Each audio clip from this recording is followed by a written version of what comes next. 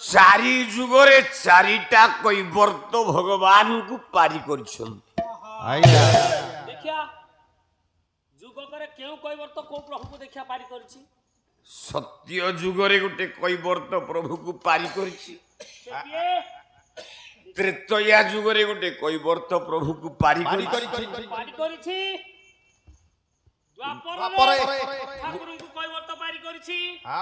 କଳିରେ ଠାକୁରଙ୍କୁ କୈବର୍ତ୍ତ ପାରି କରିଛି।